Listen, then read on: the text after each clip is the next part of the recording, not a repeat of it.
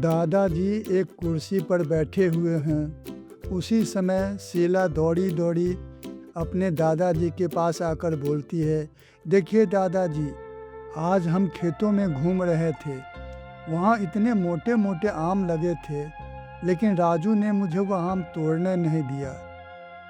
दादाजी, मगर क्यों? राजू, देखिए दादाजी, यह उसी जगह से आम तोड़ रही थी जहाँ उस दिन हमने अजगर को देखा था। दादाजी, लेकिन बेटी, तुम वहाँ से आम क्यों तोड़ रही थी? आम के तो और भी बहुत से पेड़ है। शीला, दादाजी, वहाँ आम बहुत मीठा था, मुझे बहुत अच्छा लग रहा था, इसीलिए मैं उसे तोड़ना चाहती थी। दादाजी, लेकिन बेटा, कभी कभी आदमी लालच के चक्कर में बहुत बुरा फंसता है। शीला, ये लालच क्या होता है? दादाजी, तुम्हें नहीं मालूम? चलो आज हम तुम्हें एक लालची इंसान की कहानी सुनाते हैं, जिसे सुनकर तुम्हें खुद पता चल जाएगा कि लालच क्या होता है। सभी बच्चे एक साथ, ठीक है दादाजी। दादाजी कहानी सुनाना आरंभ करते हैं। बहुत समय पहले की बात है। प्रशांत नगर में एक व्यक्ति रहता था। उसका नाम हरिदत्त था। वह एक ब्राह्मण था। वह रात दिन मेहनत करता था। हर समय अपने खेत खलिहानों के कार्य में ही लगा रहता, मगर फिर भी अपने परिवार का गुजारा नहीं कर पाता था। उसने और उसके परिवार ने कभी पेट भर भोजन भी नहीं किया था। गर्मी के दिन थे। हरिदत्त अपने खेतों में काम कर रहा था। सूरज भी सिर पर चढ़ आया था, लेकिन वह लगातार इस गर्मी में अपने काम में लगा रहा। काम करते करते दोपहर हो चुकी थी और वह बुरी तरह थक चुका था। उसका सिर भी चकरा रहा था। उसने सोचा कि थोड़ी देर पेड़ की छांव में बैठकर आराम कर लिया जाए। इस प्रकार उसे थोड़ा आराम भी मिल जाएगा और उसके काम करने की क्षमता भी बढ़ जाएगी। यह सोचकर वह एक बड़े से पेड़ की छाया में जा बैठा। एकाएक वह बुरी तरह चौंका। अभी उसे वहाँ बैठे हुए कुछ ही देर गुजरी थी कि तभी उसकी नज़र सामने लगी शीशम के पेड़ पर पड़ी। उस शीशम के पेड़ पर उसने देखा एक काला व भयंकर नाग अपना फन फैलाए बैठा हुआ है। यह देखकर वह काँप गया। एक पल के लिए वह बुरी तरह घबरा गया था, मगर अगले ही पल उसने सोचा कि हो न हो यह सांप मेरे इस खेत का देवता है और मैंने कभी भी इसकी पूजा नहीं की, इसीलिए शायद मेरी सारी मेहनत व्यर्थ ही चली जाती है। मुझे उसका पूरा फल भी नहीं मिल पाता है। मेरा परिवार भी भूखों बसर करता है। वह सोच रहा था कि इतनी देखभाल करने के बावजूद, इतना अच्छा बीज डालने पर भी फसल अच्छी नहीं होती थी। हर बार उसे निराशा का ही मुंह देखना पड़ता है। लेकिन अब मैं इस नाग की पूजा अवश्य करूंगा, शायद मेरे दिन फिर जाएं। इतना सोचकर वह दौड़ता हुआ अपने गांव में आया और अपने पड़ोसी से थोड़ा सा दूध मांगने के लिए एक कटोरी लेकर पहुंचा और उसने विनम्रतापूर्वक अपने पड़ोसी से बोला, सुखिया भाई, मुझे थोड़ा सा इस कटोरी में दूध चाहिए, अगर मिल जाए तो बहुत मेहरबानी होगी। सुखिया, हाँ हाँ, क्यों नहीं, दूध तो घर में है, तुम जितना चाहो ले लो। फिर वह कटोरी में दूध भरकर जल्दी जल्दी अपने खेतों की ओर बढ़ गया।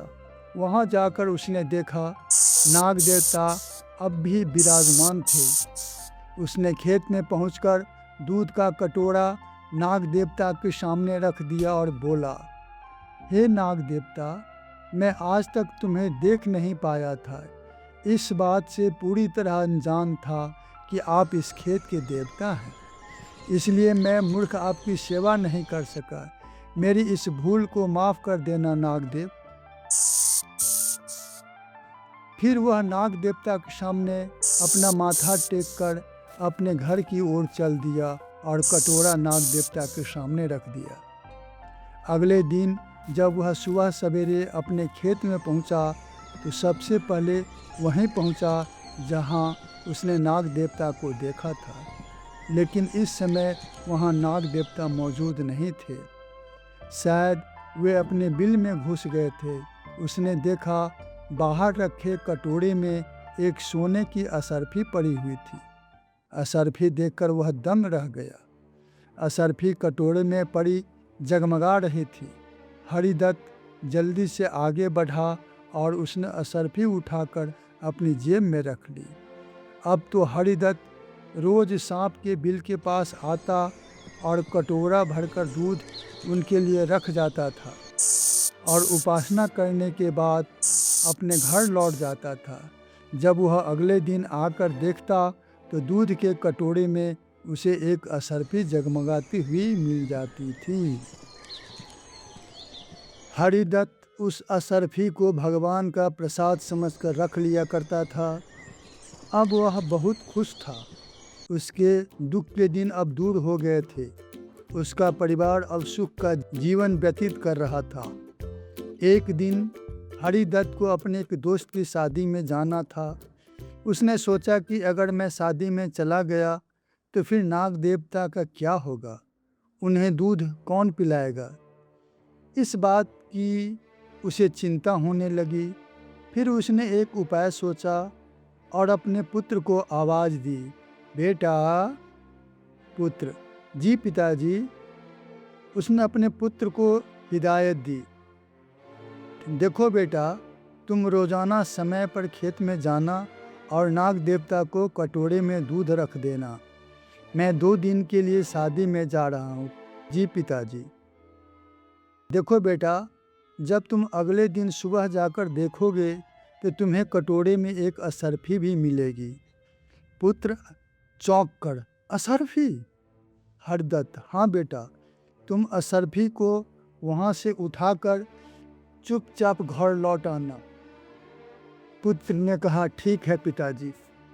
इसके बाद किसान निश्चिंत होकर शादी में चला गया।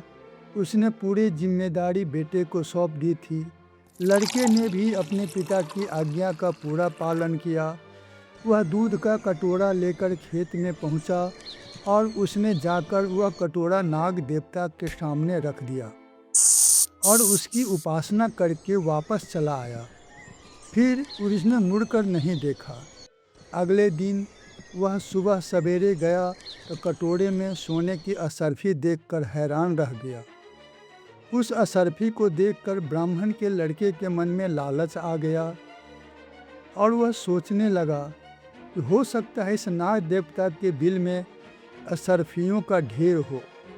क्यों न मैं इस नाग को मारकर उस असरफी के ढेर पर अपना अधिकार जमा लूं। यह सोचकर उसने दूध पीते सांप पर लाठी से प्रहार कर दिया। संजोग से लाठी सांप के फन पर नहीं पड़ी। क्रोधित होकर सांप ने उस लड़के को डस लिया। वह लड़का तुरंत ही मर गया। लड़के के मृत शरीर को उसके परिवार के लोगों ने पास ही बहती एक नदी में बहा दिया और घर लौट आए। दूसरे दिन आकर हरिदत्त को जब पूरी बात का पता चला तो उसने अपने परिवार वालों व सगे संबंधियों से कहा, इसमें सांप का कोई दोष नहीं है, दोष सारा मेरे बेटे का था। उसने लालच में आकर नाग देवता को मारना चाहा था। उसके एक रिश्तेदार ने कहा, चाचा जी, आप कैसे पिता हैं जो अपने बेटे को दोषी ठहरा रहे हैं। हरिदत्त बोला, सच्चाई यह है कि मेरे बेटे का हाल उस गीदड़ जैसा हुआ जो तांत को खाते समय मर गया। इसका क्या मतलब हुआ? वहाँ उपस्थित सभी लोगों ने पूछा। हरिदत्त ने बताया, एक बहुत घने व भयंकर जंगल में एक भील शिकारी रहता था। एक बार शिकार खेलते समय जंगल में उसने एक सूअर को देखा। वह बहुत भयंकर था। धनुष की डोरी कान तक खींचकर भील शिकारी ने सूअर पर बाण का प्रहार किया। मरते मरते भी वह भयंकर सूअर भील पर बुरी तरह से हमला कर दिया और उसने भील के पेट में अपने नुकीले दांत अंदर तक गड़ा दिए। उसके दांत गड़ने की वजह से उसका पूरा पेट फट गया और वह दोनों एक ही जगह गिरकर मर गए। उसी समय उस जंगल में एक सियार आ पहुंचा। वह सियार बहुत ही भूखा था। मृत भील और सूअर पर दृष्टि पड़ते ही वह बेकरार हो गया। उसकी खुशी का ठिकाना ही नहीं था। इतना पेट भर भोजन देखकर वह हैरान रह गया था। उसने सोचा कि भगवान मुझ पर कितना कृपालु है, जो उसने मुझे पूरे 1 महीने का भोजन भेज दिया। अब मैं इन दोनों के मांस को धीरे धीरे खाऊंगा। लोभी सियार ने सोचा कि पहले मैं इस धनुष के दांत को खाऊंगा, बाद में स्वादिष्ट मांस खाऊंगा। यह बात सोचकर धनुष के अग्रभाग को मुंह में डालकर वह दांत को खाने की कोशिश करने लगा। धनुष की कोटी उसके तालू को छेदकर मस्तक के पास से निकल गई और वह लालची सियार उसी समय वहीं पर ढेर हो गया। उधर ब्राह्मण हरिदत्त यह बात सुनाने के पश्चात अपने खेत में जा पहुंचा। वह उसी जगह पर पहुंचा जहां सांप का बिल था। उसने दूध का कटोरा बिल के बाहर रख दिया। फिर उसने सांप से दूध पीने की प्रार्थना की और अपने बेटे की तरफ से माफ़ी मांगी। बिल के भीतर बैठे सांप ने कहा, हे ब्राह्मण, अब तुम्हारी मित्रता नहीं निभ सकती। आज से तुम्हारी और मेरी दोस्ती खत्म हुई, क्योंकि न तो मैं उस चोट को भूलूंगा जो तुम्हारे बेटे ने मेरे शरीर पर की थी, और न तुम ही अपने बेटे की मृत्यु के दुख को कभी भूल सकते हो। इसलिए बेहतर यही होगा कि अब तुम अपने घर पर वापस लौट जाओ। फिर उस सांप ने हरिदत्त को एक बहुत मूल्यवान सोने का हार दिया। उसने वह हार बिल के अंदर से ही बाहर फेंक दिया। उसने हार को देने के बाद फिर कहा, हरिदत्त, इस हार को ले जाओ और फिर कभी यहाँ मत आना। चले जाओ यहाँ से। ब्राह्मण अपने बेटे के इस लालच पर बहुत पछता रहा था और वह निराश होकर लौट आया। यह कहानी सुनाने के बाद दादा ने पूछा, क्यों बच्चों, आज की कहानी तुम्हें कैसी लगी? बहुत अच्छा दादाजी। अब आप लोगों के समझ में आ गया ना कि लालच कितनी बुरी चीज़ होती है। जी दादाजी। अब तो कभी लालच में नहीं पड़ोगे? जी नहीं पड़ेंगे दादाजी। बच्चे आंखें मलते हुए अपने अपने कमरे की तरफ चल दिए। अरे वाह, क्या कहानी थी ना। तो दोस्तों, इस कहानी से हमें ये सीख मिलती है कि सत्य और ईमानदारी का रास्ता भले ही कठिन हो, लेकिन जीत हमेशा उसी की होती है। अगर आपको ये कहानी पसंद आई हो तो लाइक करें, शेयर करें और कहानियों की लहर को सब्सक्राइब करना न भूलें। फिर मिलेंगे एक नई मज़ेदार और सीख भरी कहानी के साथ। देखते रहिए कहानियों की लहर।